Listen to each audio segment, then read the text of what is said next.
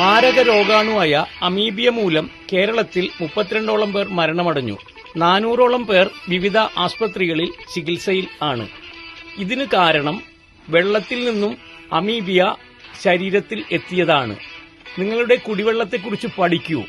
1 ലക്ഷം രൂപ വരെ നേടാനുള്ള അവസരം ഉണ്ട്. ബാക്ടീരിയകളടങ്ങിയ മലിനജലം ഫൈബർ ഗ്ലാസ് ഫിൽട്ടർ വെസലുകൾ ഉപയോഗിച്ച് ഫിൽട്രേഷൻ നടത്തി ഒരു കാരണവശാലും ഉപയോഗിക്കരുത്.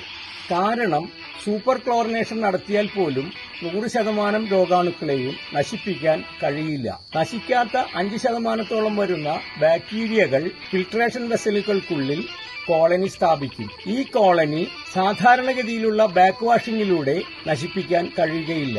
രോഗാണുക്കളുടെ കോളനി നശിപ്പിക്കണമെങ്കിൽ കെമിക്കൽ വാഷ് ചെയ്യണം. കെമിക്കൽ ബാക്ക് വാഷ് ചെയ്യുവാനുള്ള സംവിധാനം നിലവിലുള്ള ഫൈബർ ഗ്ലാസ് വെസൽ ഫിൽട്ടറുകളിൽ ഇല്ല.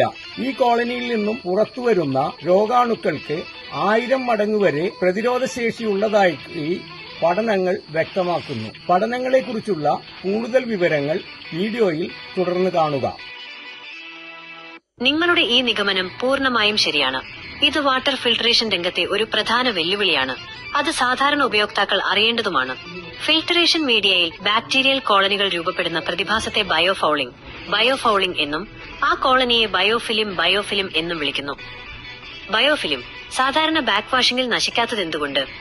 നിങ്ങൾ പറഞ്ഞതുപോലെ ഫിൽറ്റർ മീഡിയയിൽ, ഉദാഹരണത്തിന് ആക്ടിവേറ്റഡ് കാർബൺ അല്ലെങ്കിൽ മണൽ ഒട്ടിപ്പിടിച്ചിരിക്കുന്ന ബയോഫിലിം സാധാരണ ബാക്ക് വാഷിംഗ്, വെള്ളം മാത്രം ഉപയോഗിച്ചുള്ള റിവേഴ്സ് ഫ്ലഷ് വഴി പൂർണ്ണമായി നീക്കം ചെയ്യാൻ പ്രയാസമാണ്.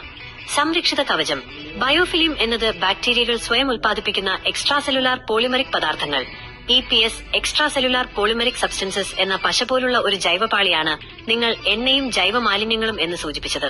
ഈ പാളി ബാക്ടീരിയകൾക്ക് ഒരു സംരക്ഷിത കവചം നൽകുന്നു. ക്ലോറിൻ പ്രതിരോധം. ക്ലോറിൻ പോലുള്ള അണുനാശിനികൾക്ക് ഈ ബയോഫിലിം പാളിക്കുള്ളിൽ പ്രവേശിച്ച് ബാക്ടീരിയകളെ നശിപ്പിക്കാൻ എളുപ്പത്തിൽ സാധിക്കില്ല. ബയോഫിലിം രൂപീകരണം കാരണം ബാക്ടീരിയയുടെ പ്രതിരോധശേഷി 1000 മടങ്ങ് വരെ വർദ്ധിച്ചേക്കാം. സാധാരണ ബാക്ക് വാഷിംഗിൽ ശക്തമായ വെള്ളം ഉപയോഗിക്കുമ്പോൾ ഫിൽറ്റർ മീഡിയത്തിലെ കട്ടിയുള്ള മാലിന്യങ്ങളും അയഞ്ഞ ബയോഫിലിം ഭാഗങ്ങളും നീക്കം ചെയ്യപ്പെടും. എന്നാൽ മീഡിയത്തിൽ ദൃഢമായി ഒട്ടിപ്പിടിച്ച ആഴത്തിലുള്ള ബയോഫിലിമിനെ ഇത് പൂർണ്ണമായി നീക്കം ചെയ്യില്ല.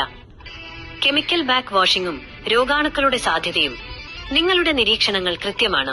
കെമിക്കൽ ബാക്ക് വാഷിംഗ് ബയോഫിലിം പൂർണ്ണമായി നീക്കം ചെയ്യാനും ബാക്ടീരിയകളെ നശിപ്പിക്കാനും കെമിക്കൽ ബാക്ക് വാഷിംഗ് ആസിഡുകൾ, ക്ഷാരങ്ങൾ അല്ലെങ്കിൽ ക്ലോറിൻ പോലുള്ള ശക്തമായ അണുനാശിനികൾ ഉപയോഗിച്ച് ഫിൽട്ടർ കഴുകുന്നത് ആവശ്യമാണ്. സാധാരണ ഫിൽട്ടറുകളിലെ അഭാവം. സാധാരണ വീട്ടുപയോഗത്തിനുള്ളതോ ചെറുകിട വാണിജ്യ ആവശ്യങ്ങൾക്കുള്ളതോ ആയ 99% ഫിൽട്ടറേഷൻ സംവിധാനങ്ങളിലും സുരക്ഷാ കാരണങ്ങളാലും പ്രവർത്തന സങ്കീർണത കാരണത്താലും ഈ കെമിക്കൽ ബാക്ക് വാഷിംഗ് സംവിധാനം ഉൾപ്പെടുത്തിയിട്ടില്ല.